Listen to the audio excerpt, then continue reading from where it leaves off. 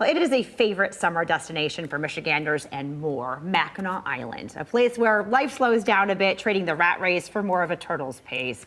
And if there's not a trip in your future, well, we've got a way to get you there anyway. A heartwarming story of mothers and daughters dating and finding our way home.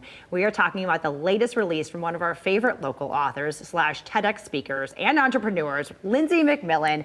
It is called Summer on Lilac Island. We've got Lindsay with us this morning. Thanks so much for being here. Thank you so much for having me back, Michelle. Absolutely. And congratulations. It is the birthday of your book today. It is out right now. Let's talk about this new adventure you're taking us on. Yeah, so Summer on Lilac Island, officially out now, and this mother-daughter story set on Mackinac Island, kind of Gilmore Girls vibes. We were going to call it Summer on Mackinac Island, but people outside the Midwest were having a little of a hard time pronouncing. They kept saying Mackinac. Yes. So it's a heartwarming, uplifting, and unifying story across generations.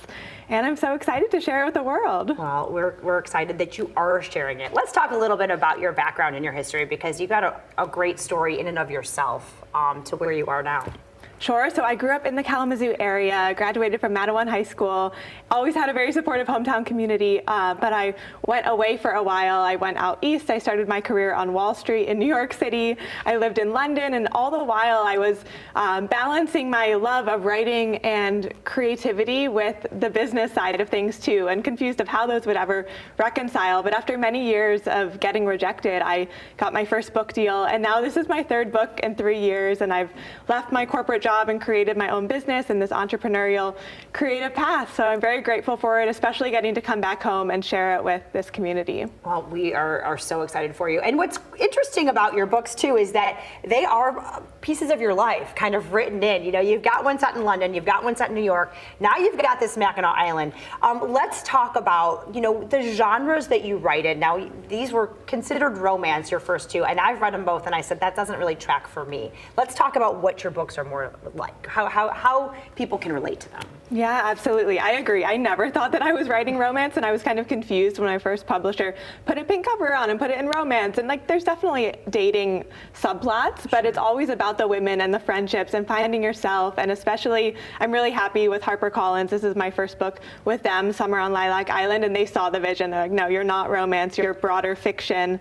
And we can really celebrate, I think, stretching out of that lane, because romance has come to mean something kind of different. So readers were set up for thinking it would be something else, and I didn't think it reflected it.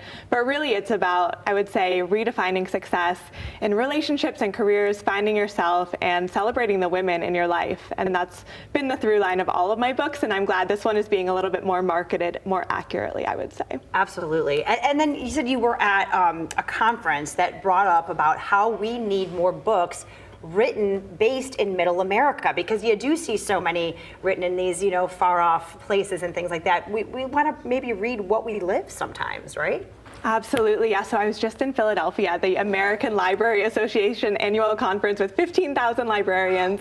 I got to take the stage and talk about why we need more books set in middle America. And it was actually following Governor Whitmer had given the opening address for the conference. Wow. So it was really cool. And she was talking about how purple Michigan is, and I was talking about how the hallmark trope, typically Midwest, is portrayed as where you go when you give up on your big dreams, or when you're just wanting to settle down with your high school sweetheart and leave your ambitions at the door. There's nothing wrong with that, but for me, having lived in bigger cities and coming back, I felt a little bit of that narrative in myself of like, oh, am I settling, or is this kind of a lesser path, which is not true at all. It couldn't be farther from the truth. So with the Summer on Lilac Island, getting to depict, yes, the charm and the sweetness of Mackinac Island, but also the diversity, the ambition, and the texture and the multidimensionality. I love that so much. And in addition to now being an author, you're helping teach kind of the next generation of authors, and really talking about how this has changed so much, because now people can self-publish and things like that. Let's talk about the other things you're doing. Absolutely. So I think the through line is helping people and myself reclaim power. Wherever we've given power away, for many years I was getting rejected from publishers, and I felt like I was giving my power away, and that meant I couldn't be an author. And then finally I broke in.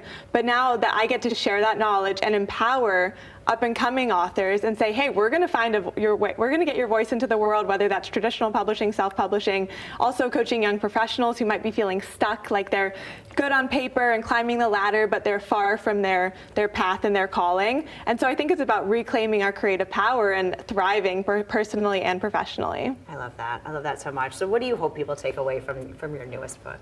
I hope it can provide much needed escapism this summer. Yes. But also in a way that has depth and heart and can actually be something that unifies mothers and daughters and families and friendships and people on different sides of the political aisle. It's not a political book at all, but it's set, again, in Mackinac Island, which is bringing together people of all walks of life. And I hope that it can spark some great discussions while being a breath of fresh air and escapism. And like we said, you can travel to Mackinac Island multiple ways, by boat or by book. So if you haven't been there, you can travel there by book and then book your ferry ticket for sure. There you go. It is perfect. I love that so much. Lindsay, congratulations. And thank you so much for being back. Highly recommend all of the books. Can't wait to dive into Mackinac Island. You want to learn more about Lindsay? Follow her, Facebook and Instagram. And you have a website too. What's your website? LindsayMacMillanCreative.com. There you go. You can find her in all the ways. Thank you so much, dear. Thank you, Michelle.